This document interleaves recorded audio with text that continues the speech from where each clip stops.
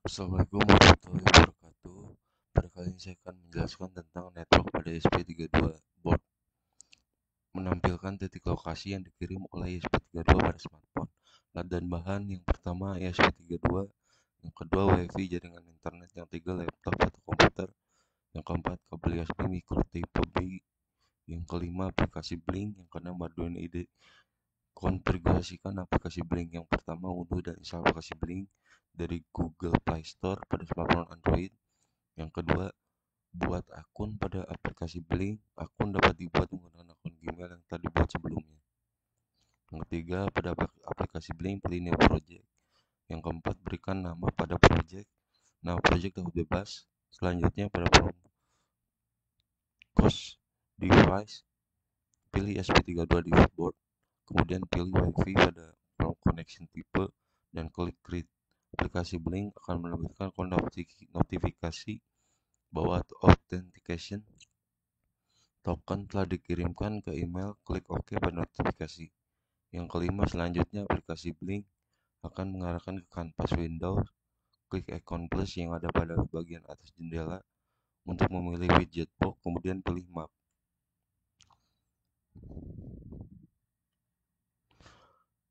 Yang keenam, klik map widget untuk melakukan pengaturan. Pada bagian pengaturan, atur input pin dengan memilih V2, kemudian pilih OK. Yang ketujuh, setelah selesai pada pengaturan ini, aplikasi Blink siap untuk berinteraksi dengan perangkat keras ESP32.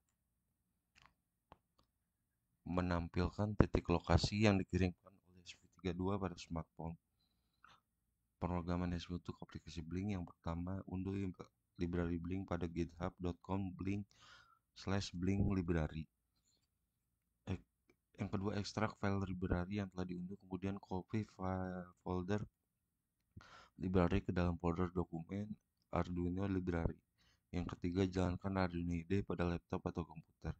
Yang keempat, untuk menampilkan status koneksi dengan Blink Cloud dan jaringan internet, serta masukkan library yang akan digunakan. Tambahkan kode di bawah ini pada sketch editor Arduino IDE.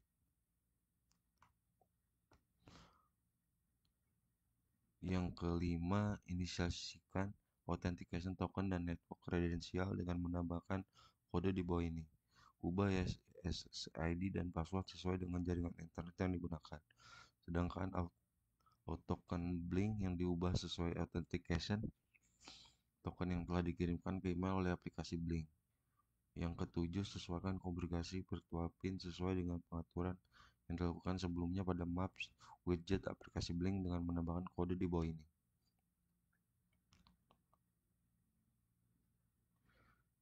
Yang ketujuh, tambahkan kode di bawah ini dalam void setup. Pada void setup akan dilakukan inisiasi baud rate, memulai koneksi Blink Cloud, serta menginisiasi nilai latitude, longitude, dan value untuk membuat marker pada map. Koneksi dengan Blink Cloud juga dapat dilakukan dengan menentukan server seperti komen di atas. Yang kedelapan, agar tetap terkoneksi dengan Blink Cloud serta mengirim dan menerima data, tambahkan kode di bawah ini ke dalam void loop.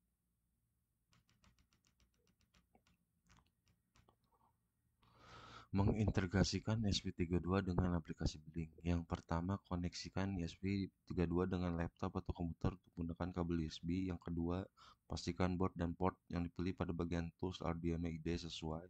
Yang ketiga, klik ikon verify Ctrl plus R pada Arduino IDE untuk mengecek adanya error dan mengcompile kode.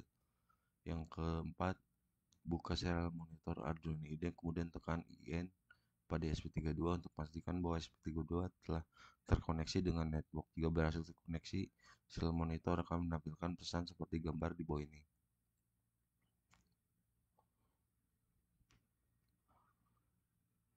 Yang kelima, jalankan kembali aplikasi Blink dan buka project map yang telah dibuat. Kemudian klik ikon play. Widget map akan menampilkan lokasi yang sebelumnya diinisialisasi sebelumnya pada kode program. Adapun tampilan widget map pada aplikasi Blink ditujukan pada gambar di bawah ini. Mengirim data ke server melalui protokol HTTP. Alat dan bahan yang pertama ESP32, yang kedua WiFi jaringan internet, yang ketiga laptop atau komputer, yang keempat kabel USB micro tipe B, yang kelima UBI-DOTS, yang keenam Arduino IDE. Konfigurasi UBI-DOT. Yang pertama, buat akun UBI-DOT dan bunyi http://ubidot.com/tem. UBI-DOT adalah platform IoT yang memungkinkan untuk melakukan penyimpanan data ke dalam database cloud. Yang kedua, pada halaman awal, buatlah akun dengan mengisi form username tidak menggunakan spasi, email, password, data checklist. My IoT is professional, non-commercial use. Kemudian klik sign up for free.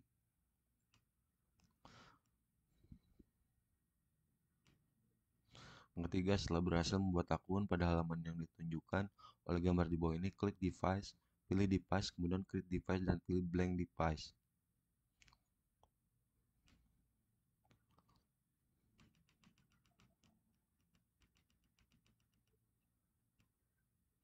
Yang keempat, pada halaman ini berikan nama device dengan mengisi form device name, berikan device label dengan mengisi form device label tanpa spasi, nama serta label yang diberikan pada device dapat bebas, setelah itu klik icon checklist.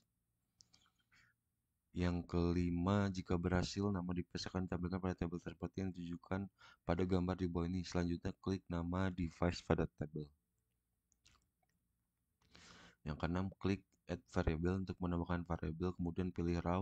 Data dari ESP32 akan dikirim ke dalam variabel yang dibuat. Yang ketujuh, nama variabel bisa diubah secara default. Variabel yang baru saja dibuat bernama new variable. Selanjutnya, klik data, pilih dashboard, dan klik add new dashboard.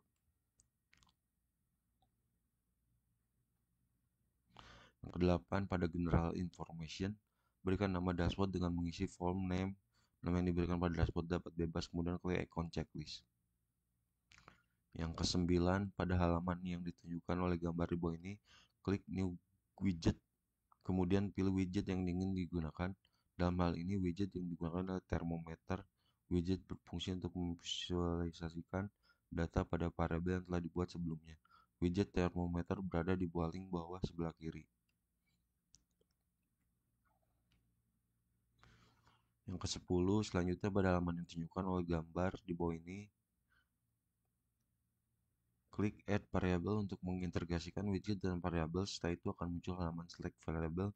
Selanjutnya klik nama device, kemudian pilih variabel telah dibuat dan klik icon checklist.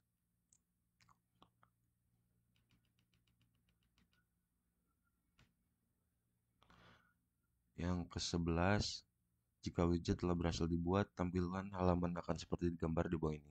Pada widget tertera no data found. Hal ini disebabkan karena ESP32 belum melakukan pengiriman data ke variabel sehingga tidak ada data yang divisualisasikan oleh widget. Pemrograman ESP32 untuk mengirimkan data ke UBI-DOTS. Yang pertama, jalankan Arduino IDE pada laptop atau komputer.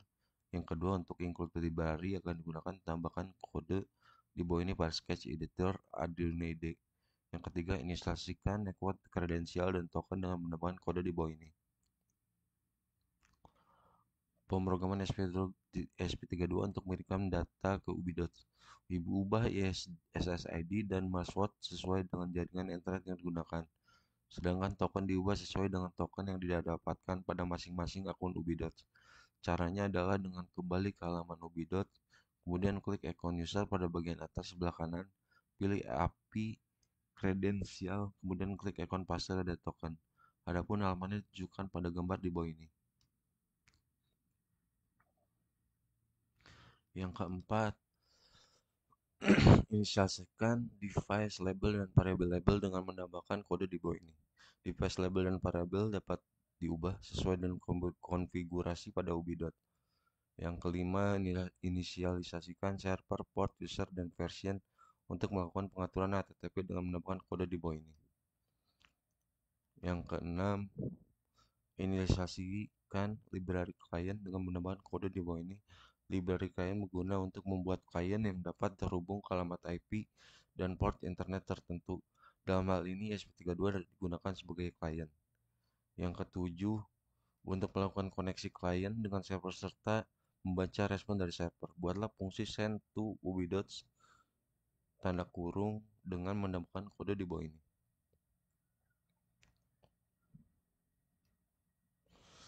Yang kedelapan, untuk melakukan inisiasi bot thread, mulai koneksi dengan WiFi dan mengetahui status koneksi klien dengan server.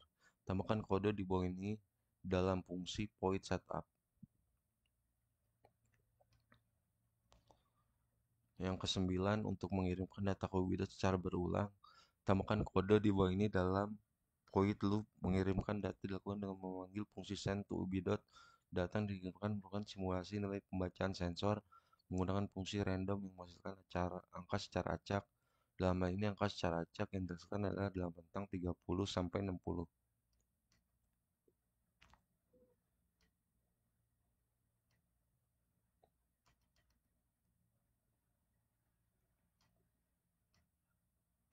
Mengintegrasikan ESP32 dengan Ubidots.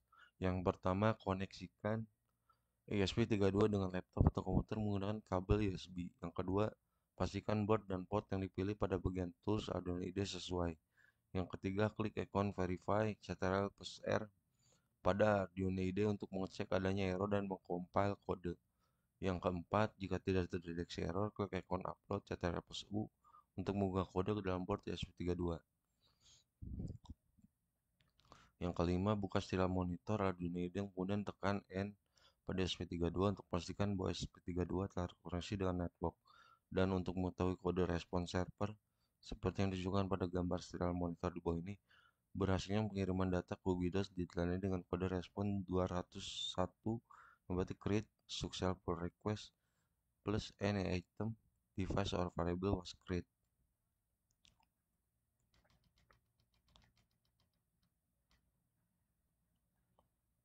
Yang keenam, buka kembali halaman device pada Ubidot untuk melihat grafik beserta tabel dan berhasil dikirim oleh SP32. Halaman device ditunjukkan oleh gambar di bawah ini. Yang ketujuh, buka kembali halaman dashboard pada Ubidot untuk melihat visualisasi data variabel. Halaman dashboard ditunjukkan pada gambar di bawah ini.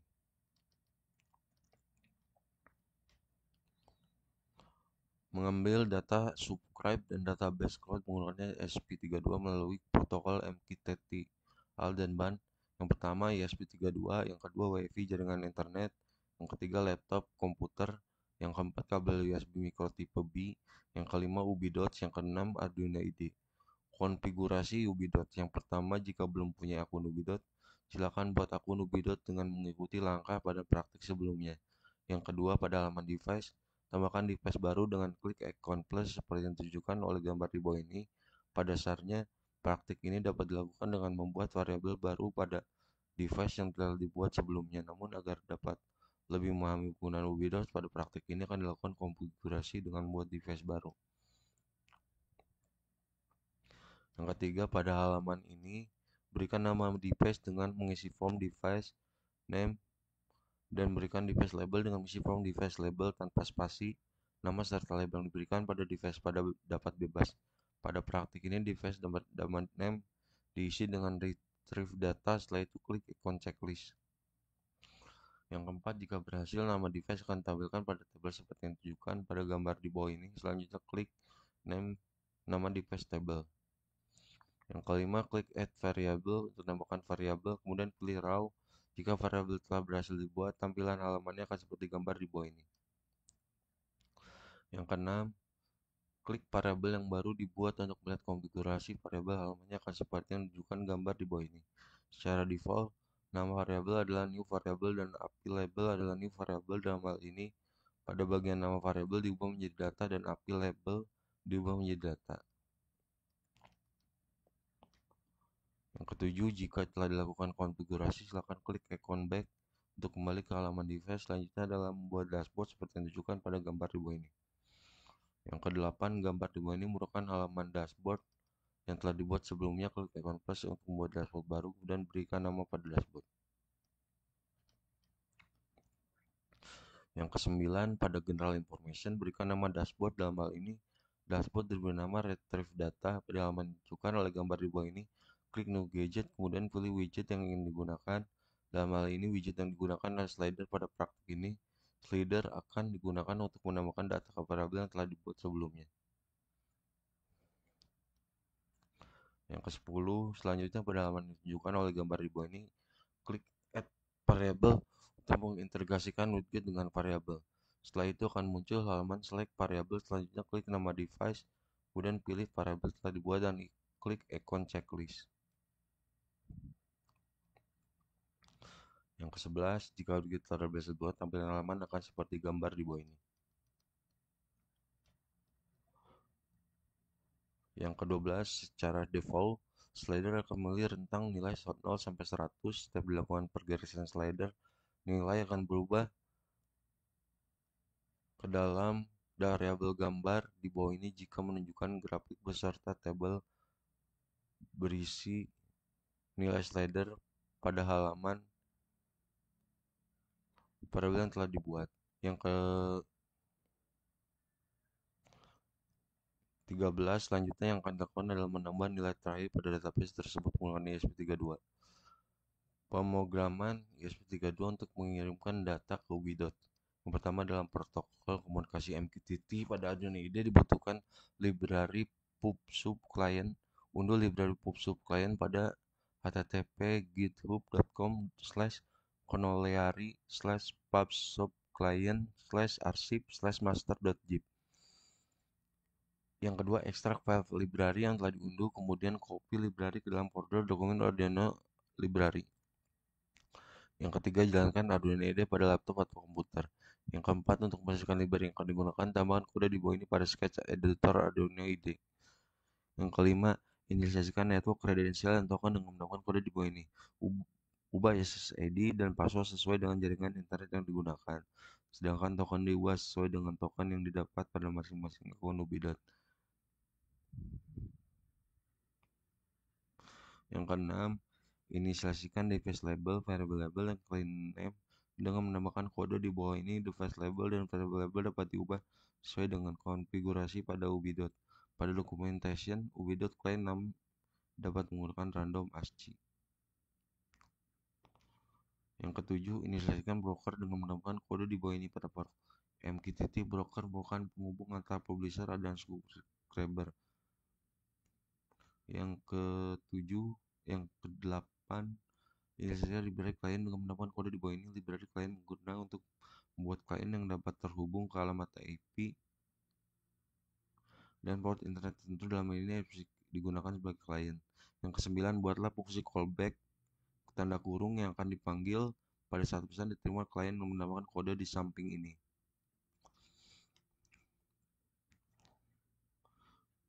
Yang ke-11, buatlah fungsi reconnect untuk memulai koneksi ESP32 sebagai klien dengan Ubidot dengan menambahkan kode di bawah ini. 12, untuk melakukan inisiasi boot thread, mulai koneksi dengan WiFi dan mengkonfigurasikan port broker, tambahkan kode di bawah ini dalam fungsi void setup tanda kurung.